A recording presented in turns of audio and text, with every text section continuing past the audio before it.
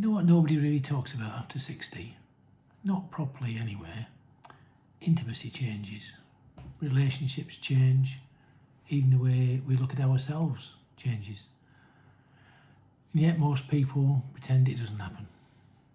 Because somewhere along the line, society decided that once you hit a certain age, romance, affection, attraction, even passion should quietly disappear. But that's not true. In fact, for many people, intimacy after 60 becomes more meaningful, just very different. And today I want to talk honestly about that. No awkward lectures, no pretending we're just 25 again, just a real conversation about what changes, what surprises you, and what actually matters most now. I think one reason people avoid this subject is because it makes them feel uncomfortable. Not us talking about it, them hearing about it. There's this strange assumption that older people somehow switch off emotionally and physically after retirement age, as if intimacy belongs exclusively to younger people in adverts selling perfume. But the truth is, humans never stop needing closeness. We still want affection, warmth, attention, companionship, reassurance, laughter, touch, and feeling wanted. That never disappears. What does disappear sometimes is confidence. And I think that's the part nobody prepares us for. When you're younger, confidence often comes from your appearance. Reminds me of lacking nowadays. You feel attractive because your body works differently, your energy is different, society constantly reinforces the youth in you. But after 60, many people suddenly become incredibly self-conscious. You notice wrinkles, weight changes, hair loss, medication effects, health issues, now had a few of them, reduced energy and aches and pains. And suddenly you don't feel quite like you anymore. Even happily married people can start feeling insecure. And here's the important bit. Your partner is probably feeling exactly the same. That's why communication becomes so important later in life, because intimacy after 60 often becomes less about impressing each other and more about understanding each other. Now, let's be honest. When people hear the word intimacy, many instantly think of sex. But intimacy is much bigger than that, especially after 60. Sometimes intimacy is sitting together quietly, holding hands, making a brew for each other, laughing uncontrollably at something stupid, ridiculous, cuddling on the sofa, feeling emotionally safe, sometimes checking if you got home all right. That stuff matters. Actually, it matters more than many people expected, because later in life, emotional closeness often becomes more powerful than physical perfection.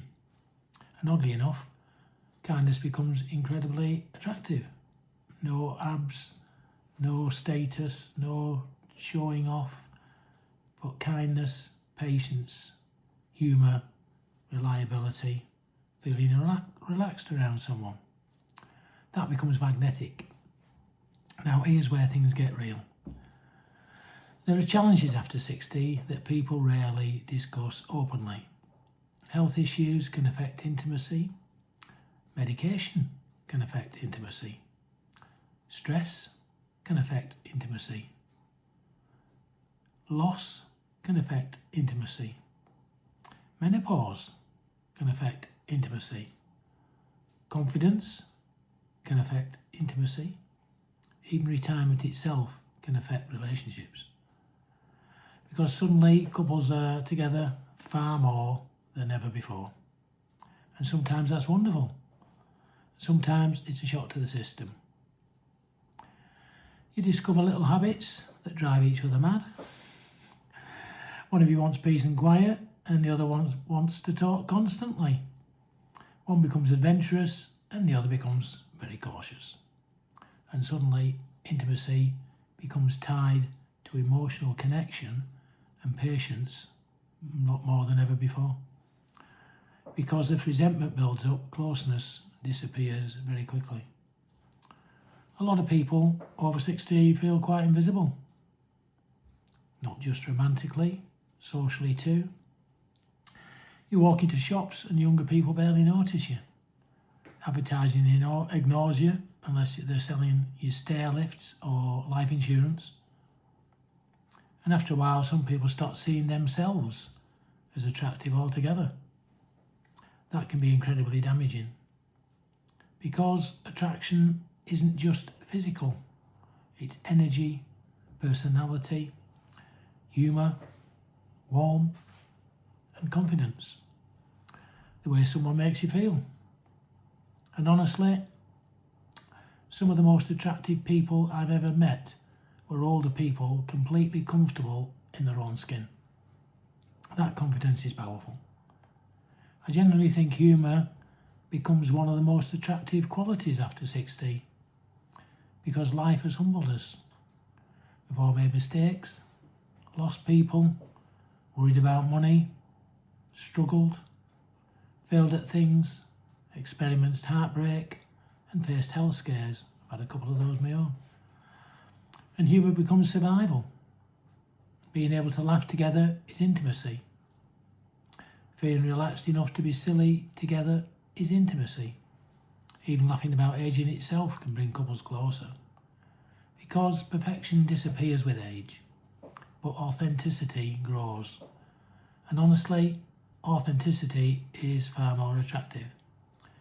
Now, I also want to mention people who are single after 60, because that's a completely different emotional experience.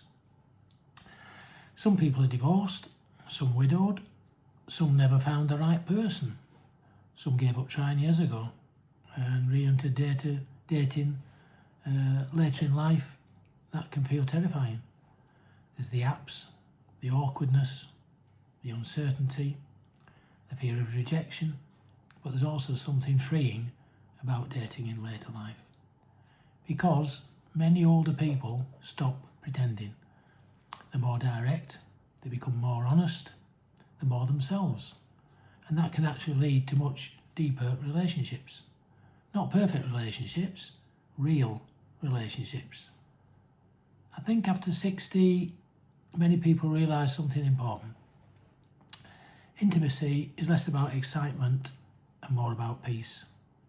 It's about trust, comfort, warmth, friendship, loyalty, and feeling emotionally safe. And perhaps the biggest surprise of all, you never outgrow the need to feel loved, no matter how old you are. You still want someone to miss you, to care about you, to notice you, to hold your hand, to laugh with you, and to choose you. That never really changes. So if intimacy after 60 feels different, that's because it is different. But different doesn't mean worse. For many people, it becomes deeper, calmer, more honest, more emotional, and more meaningful. And maybe that's the real secret nobody tells us. Youth may bring excitement, but age can bring connection. And honestly, that might be a better deal. If this resonated with you, let me know in the comments, please. I'd genuinely love to hear from your thoughts and experiences, because I think this is one of those conversations people need a lot more of. And if you enjoy honest conversations about retirement, ageing, relationships, and life after 60, don't forget to subscribe and share to Retired and Inspired. And I'll see you in the next one. Bye.